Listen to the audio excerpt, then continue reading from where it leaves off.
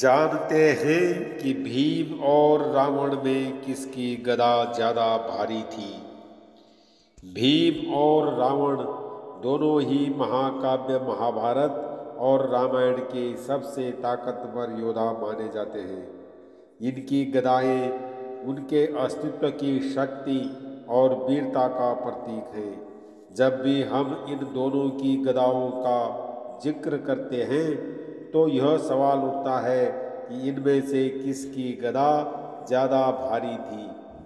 यह एक दिलचस्प सवाल है क्योंकि दोनों की गदा के अपने विशेष गुण और ताकतें थीं और दोनों गदाएं अपने अपने स्थान पर अद्वितीय थीं। भीम की गदा का वर्णन बहुत प्रसिद्ध है। वह महाभारत के महान योद्धा थे और उनकी शारीरिक ताकत के बारे में सभी ने सुना था। भीम की गदा न केवल भारी थी बल्कि उसकी बनावट भी ऐसी थी कि वह दुश्मन को एक ही बार में चूर चूर कर देती थी। भीम की गदा को खास तौर पर उसकी विशालता और भारीपन के लिए जाना जाता था। माना जाता है कि वह गदा इतनी भारी थी कि उसे केवल भीम ही उठा सकते थे। जब वह गदा को घुमाते तो हवा भी कांप उठती।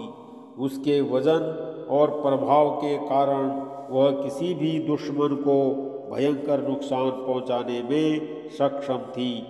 इस गदा की सबसे बड़ी खासियत यह थी कि जब भी भीम उसे युद्ध में इस्तेमाल करते वह गदा उसके हाथों में एक शक्तिशाली हथियार बन जाती थी और उसकी पूरी ताकत उस गदा में समाहित हो जाती थी। अब रावण की गदा की बात करें तो वह भी अपनी तरह से बेहद शक्तिशाली थी। रावण जो कि लंका के महान राजा थे, उनकी गदा को भी अत्यधिक ताकतवर माना जाता था। रावण की गदा का आकार उतना विशाल नहीं था जितना भीम की गदा का था, लेकिन उसका वजन और शक्ति में वह कम नहीं थी। रावण की गदा को खास तौर पर उसकी चतुराई और युद्ध कौशल के लिए जाना जाता था। रावण का गदा न केवल युद्ध में प्रभावी था बल्कि उसका उपयोग रावण युद्ध की रणनीति के अनुसार करता था। रावण की गदा में विशेष प्रकार का जादू था जो उसे दुश्मनों के खिलाफ और भी अधिक प्रभावी बना देता था। जब रावण युद्ध करता तो उसकी गदा न केवल शारीरिक शक्ति का प्रतीक होती थी बल्कि उसकी मानसिक चतुराई और रणनीति का भी प्रतीक बन जाती थी। रावण की गदा की विशेषता यह थी कि वह बेहद लचीली थी और एक ही समय में कई वार करने के लिए सक्षम थी।